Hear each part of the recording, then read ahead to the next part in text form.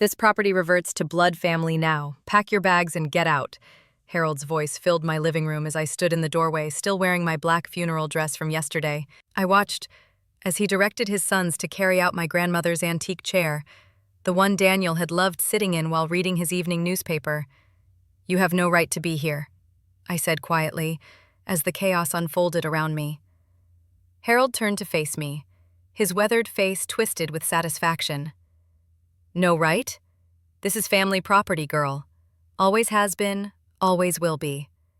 Daniel is gone now, and you're not blood. Simple as that. My name is Claire Donovan, 37 years old, and until yesterday, I thought I understood my place in this world. For 8 years, I had been married to Daniel Donovan, a gentle soul who worked as a veterinarian here in Richmond, Virginia. We had built what I believed was a beautiful life together in the Victorian house his grandfather had left him. But as I watched Harold's other sons, Victor and Samuel, my belongings toward the front door, I realized how naive I had been about his family's true feelings toward me.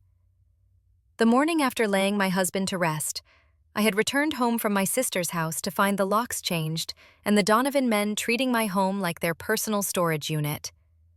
Harold stood in the center of it all, orchestrating the removal of my life as if I were nothing more than a temporary tenant whose lease had expired. "Daniel wouldn't want this," I whispered, as I watched them stack my wedding photos carelessly on the porch. "Daniel is dead," Harold snapped, "and he was too soft-hearted when it came to you.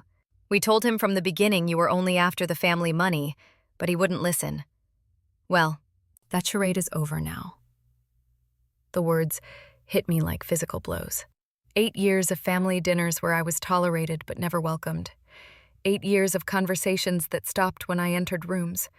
8 years of being treated like an outsider at my own husband's family gatherings.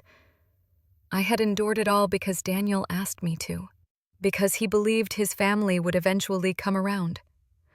Victor appeared beside his father, breathing heavily from moving furniture. "Most of her stuff is out, Dad. What about the kitchen things?" "Take what's valuable, leave the rest," Harold replied without even glancing at me.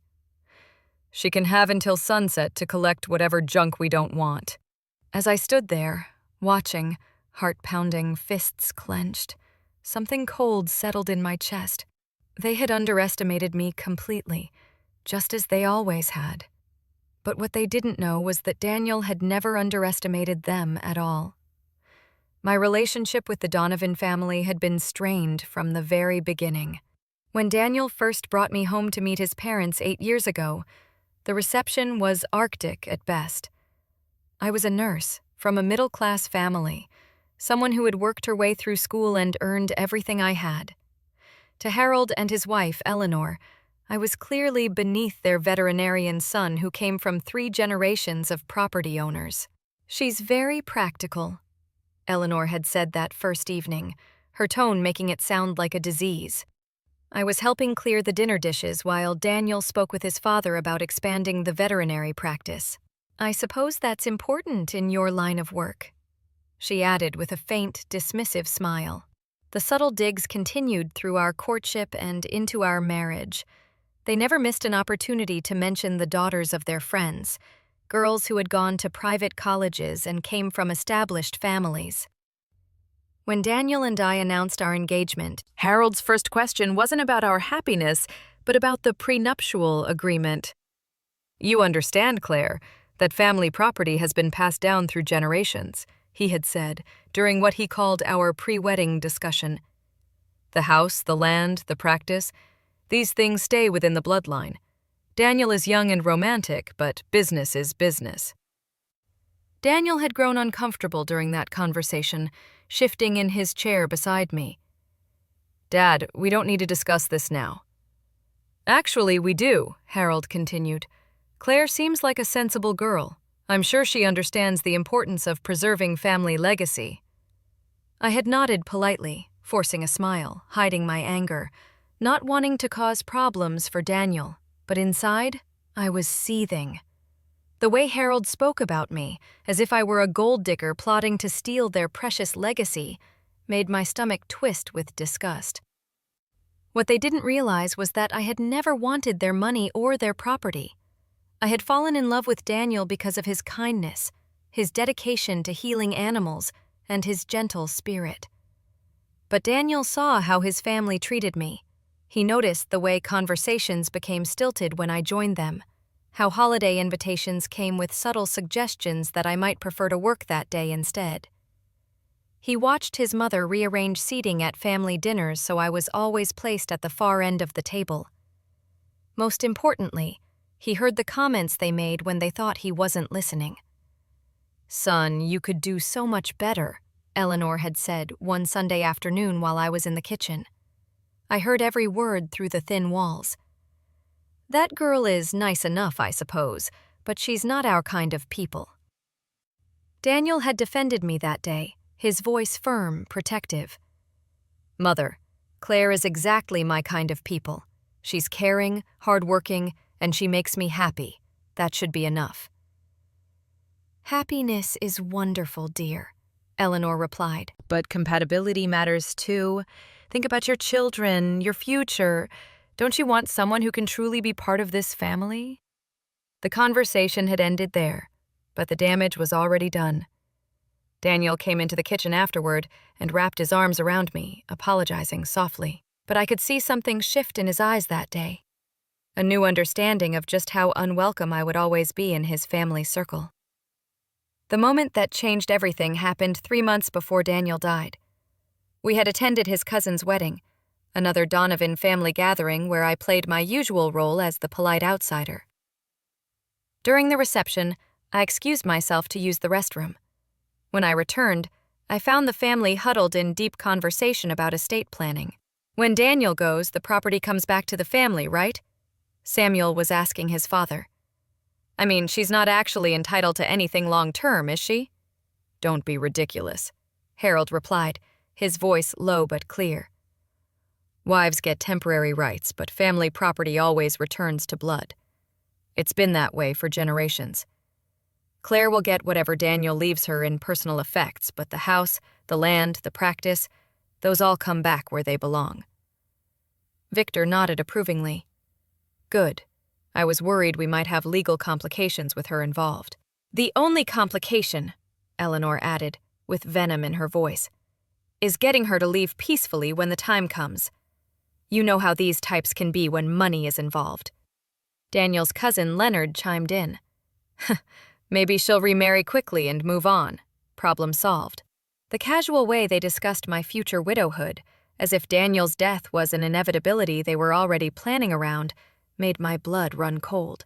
But what shocked me most was their complete certainty that I had no legitimate claim to the life Daniel and I had built together. I slipped back into the bathroom and stayed there until my hands stopped shaking.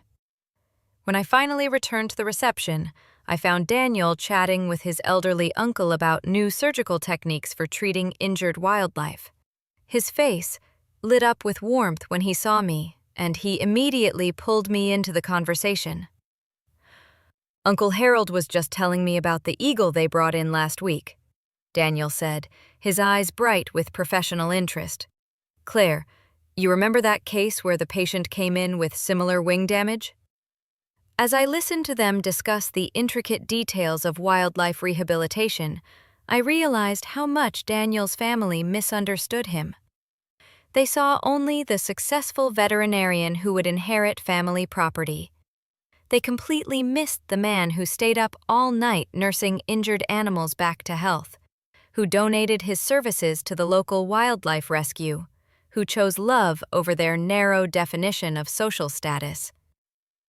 That night, as we drove home, I made a decision, quiet but firm in my heart, a decision that would prove crucial in the months to come. "Daniel," I said carefully, "I overheard your family talking about estate plans tonight." He glanced at me, his expression immediately growing serious. "What did they say?" "They seemed very confident about what happens to our property if something happens to you." Daniel was quiet for a long moment. Then he reached over and took my hand, his touch warm but trembling slightly. "Claire, I need to tell you something. I've been putting off some important legal matters, but I think it's time we had a serious conversation about our future. That conversation would change everything. As we sat in our kitchen, he poured himself a glass of wine and took a deep breath. "I've known for years how my family feels about you," he began, his voice heavy with sadness. "I kept hoping they would change, that they would see what I see in you. But after tonight, I realize they never will." "Daniel, you don't have to." "Yes, I do," he interrupted gently. "Claire, my family has been planning for your departure since the day we got married. They've convinced themselves that you're temporary, that you'll somehow disappear when it becomes convenient for them." He stood up and walked to the window, gazing out at the garden we had planted together. "They're operating under some archaic notion that family property automatically reverts to blood relatives when I die. They have no idea how inheritance law actually works, and they've never bothered to ask about my will." My heart began to race. You have a will?" Daniel turned back to me, and I saw something I had never seen before in his eyes, a steely determination that reminded me he was, after all, a Donovan. "I've had a will since the week after we got married.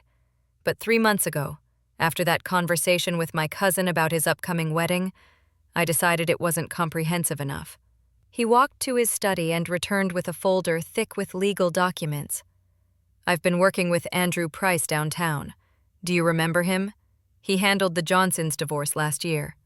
I nodded, recalling the prominent estate attorney who had helped our neighbors through a complicated property dispute. "Andrew helped me understand something important," Daniel continued. "My family's assumptions about inheritance are not just wrong, they're legally meaningless. When we got married, I immediately changed all property deeds to joint ownership with right of survivorship. That means everything automatically becomes yours if I die first." The weight of what he was saying began to sink in. "But Daniel, your family doesn't know this. They have no idea." "And that's not all." He opened the folder and spread several documents across our kitchen table. "I've drafted a comprehensive will that leaves you everything: the house, the veterinary practice, all bank accounts, investments, everything. More importantly, I've included specific language about why I'm making these decisions." He handed me a letter written in his careful handwriting. As I read it, tears began to fill my eyes. "To my family," the letter began. "If you are reading this, it means I am no longer here to protect Claire from your cruelty. For 8 years, I have watched you treat my wife as an outsider, someone unworthy of basic respect, let alone love. You have made it clear that you consider her temporary, a problem to be solved rather than a family member to be cherished." The letter continued for 2 full pages detailing specific instances of their behavior, their assumptions about property rights, and their casual discussions of my future. Daniel had been paying attention to everything. "I had Andrew witness it and notarize everything," Daniel explained. "I also had him create backup copies to be held at his office. If anything happens to me, he has instructions to contact you immediately." I looked up from the letter, overwhelmed, my hands trembling at the thoroughness of his planning. "Daniel, this is incredible. But why didn't you tell me sooner?" His expression grew sad. "Because I hoped I would never need to use it. I kept thinking maybe I could bring them around. Maybe I could make them see how wrong they've been. But after listening to them plan your departure like you're some kind of squatter, I realized they'll never change." "So what happens now?" Daniel reached across the table and took my hands, his grip steady but warm. "Now we continue living our lives, loving each other and building our future together. But if something happens to me, you'll be protected. They won't be able to intimidate you or steal what we've built together." "But what about the veterinary practice? Your family will expect—" "The practice is mine, Claire. I bought out my father's share 3 years ago with my own money. He likes to act like he still owns part of it, but legally it's entirely mine, and now it's entirely ours." 6 weeks later, Daniel was diagnosed with stage 4 pancreatic cancer. The diagnosis came after what he thought was just persistent indigestion from too many late-night emergency calls at the clinic. By the time we caught it, the disease had already spread throughout his abdomen. "How long?" I asked Dr. Williams, my voice barely a whisper, hands trembling. 6 months. Maybe 8 if we're aggressive with treatment, she replied gently. I'm sorry, Claire. I wish I had better news. Daniel took the news with characteristic calm, immediately shifting into planning mode. That evening, as we processed the devastating diagnosis, he called Andrew Price. Andrew, it's Daniel Donovan. We need to expedite those estate documents we discussed. Yes, it's urgent. Over the next 2 weeks, while Daniel began chemotherapy, we spent our evenings updating and finalizing his will. Andrew came to our house 3 times, bringing additional paperwork and ensuring every detail was properly documented. Daniel, I want to add one more provision, Andrew suggested during his final visit. Given what you've told me about your family's behavior, I recommend including a no-contest clause. If anyone challenges this will, they forfeit any potential inheritance entirely. Do it, Daniel replied without hesitation, his voice firm despite his weakness. I want Claire protected from any legal harassment after I'm gone. As Daniel's condition deteriorated, his family's behavior became even more telling. They visited frequently, but their conversations focused almost entirely on business matters and future plans for the property. I noticed them taking inventory of valuable items, discussing which furniture was original Donovan pieces, and making assumptions about what would happen after Daniel died. Claire, dear, Eleanor said one afternoon while Daniel was napping, have you given any thought to where you'll live afterward? This is my home, Eleanor. I plan to stay here. She exchanged a look with Harold. Well, of course, temporarily, but long-term you'll want to find something more suitable for a single woman. This house is really too large for one person. Plus, the upkeep is expensive, Harold added, with smug certainty. Family property requires family resources to maintain properly. I bit my tongue, remembering Daniel's words about not revealing our legal preparations, but their presumption was infuriating. They were already mentally redistributing our life together, treating me like a temporary caretaker whose services would no longer be needed. The worst conversation happened 2 days before Daniel died. Victor and Samuel came to visit ostensibly to see their brother, but I overheard them in the hallway making plans. Dad wants to start moving some of the valuable pieces out before the funeral, Victor whispered. He's worried Claire might try to claim them. Smart thinking, Samuel replied. We should probably change the locks, too, just to avoid any complications. What about the veterinary practice? Do we need to notify his patients about the transition? Dad's already contacted that new vet in Henrio. Dr. Peterson is interested in taking over the client list. I stood frozen outside Daniel's room, heart pounding, face pale, listening to them plan the dismantling of our life while my husband lay dying just feet away. They had no idea that every word they spoke was further validating Daniel's decision to protect me legally. That night, I told Daniel what I had overheard. He was weak from the pain medication, but his eyes still flashed with anger. They're already dividing up our life? He asked. I'm afraid so. Daniel closed his eyes for a moment, then looked at me with determination. Claire, promise me something. When they come, and they will come, don't let them intimidate you. You have every legal right to everything we've built together. Charles has all the documents, and he knows exactly what to do. I promise, I whispered, holding his hand tightly. And don't feel guilty about fighting them, Marcus said weakly. They've made their choice about how to treat you. Now they'll live with the consequences. Marcus died on a Tuesday morning in October, golden light filtering through our bedroom windows as he took his final breath. I held his hand, whispering how much I loved him, how grateful I was for the life we had shared. The funeral was held 2 days later at St. Paul's Episcopal Church, the very place where we had been married 8 years earlier. The Coleman family took over every arrangement, pushing me aside as if I were an afterthought. I let them. I knew their arrogance would soon collide with reality. Ashley, dear, you'll sit in the second row, Patricia told me coldly on the morning of the service. Family sits in the front row. I nodded quietly, swallowing my anger. I was his wife, his closest family, but to them I was nothing. Their cruelty was only proving Marcus right. After the service, Raymond pulled me aside at the cemetery. "We'll give you a few days to grieve, Ashley, but then we need to discuss practical matters. The house will need to be cleaned out and prepared for Gerald's family." "Gerald's family?" I asked, stunned. "He's been wanting to move back to Richmond," Raymond explained matter-of-factly. "The house is perfect for them, and it keeps the property where it belongs, within the family." I stared at him in disbelief. "Raymond, that house is my home." "Was your home," he corrected coldly. "You were Marcus's wife, and we're grateful for the care you gave him. But now it's time for family property to return to family." "I am family," I snapped. "You're not blood, Ashley. There's a difference." His expression was like stone. That night, I stayed at my sister Janet's house in Glenallen, too broken to fight and too angry to rest. Janet, who had never tolerated Marcus's family, was livid when I told her everything. "They can't just kick you out of your own house," she shouted. "You were married to Marcus for 8 years."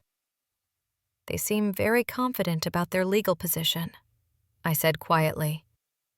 "Well, they're wrong. Call a lawyer immediately." I gave a sad smile. "Actually, Janet, Marcus already took care of that." The next morning I drove back to Richmond, planning to gather my thoughts and start sorting through Marcus's belongings. But as I turned onto our street, my stomach dropped. Raymond's truck was parked in the driveway, Gerald's van beside it. Through the window, I saw them moving about inside. My house. My life. They hadn't waited. They weren't asking. They were simply taking. My hands shook as I dialed Charles Piton's office. "Charles, it's Ashley Coleman. They're at the house right now, moving things out. I'm sitting in my car outside. They don't know I'm here yet." "Perfect," Charles said firmly. "Don't go inside alone. I'll be there in 20 minutes with copies of everything. Do you remember what Marcus told you?" "Yes," I whispered, my chest tightening. "He told me, let them dig their hole deeper." "Exactly," Charles said. "The more presumptuous they are, the clearer it becomes that Marcus was right to protect you." I hung up and stared through the windshield. Raymond was directing his sons like a foreman on a construction site. They were loading my grandmother's rocking chair into Gerald's van, the chair that belonged to my mother's side of the family. That's when I knew politeness had run its course. I got out of the car and walked toward the house, each step heavy with grief and rage. I stood in the doorway of my own home, watching Raymond orchestrate the removal of my life with military precision. Gerald was wrapping my grandmother's china in newspaper. Timothy was hoisting Marcus's favorite reading chair into the truck. "You're back sooner than expected," Raymond said coolly when he noticed me. He didn't even have the decency to look ashamed. "We thought you might want to stay away for a few more days while we handle the transition." "The transition?" I asked quietly. "Getting the house ready for Gerald's family. Don't worry, we'll pack your personal items separately. You can pick them up once you've found somewhere else to live." I stared at him, marveling at his absolute certainty. "Raymond, I need to tell you something important."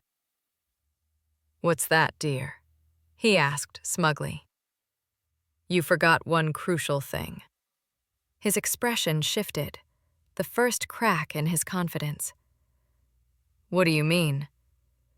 Before I could answer, Charles Piton's silver BMW pulled into the driveway. Raymond's face went pale as he recognized the prominent estate attorney stepping out, briefcase in hand. "Mr. Coleman," Charles called firmly as he walked to the front door. "I'm Charles Piton, Marcus's attorney. I believe we need to have a conversation." I don't understand, Raymond stammered. What's this about? Charles glanced at the furniture being hauled into trucks, then back at Raymond with professional calm. It's about the fact that you're currently removing property that belongs to Ashley Coleman, and you need to stop, immediately. Gerald froze, dropping the box he was carrying.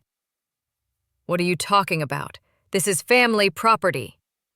Actually, Charles replied smoothly, opening his briefcase. Legally speaking, everything you've touched today belongs to Ashley. Marcus left a comprehensive will, and I have the documentation right here. Timothy stopped mid-step. A will? But family property always... Family property follows legal ownership, not assumptions, Charles cut in sharply, and Marcus made his wishes very clear. He spread the documents across the kitchen table. The Coleman men gathered, their confident smirks fading into confusion, then anger.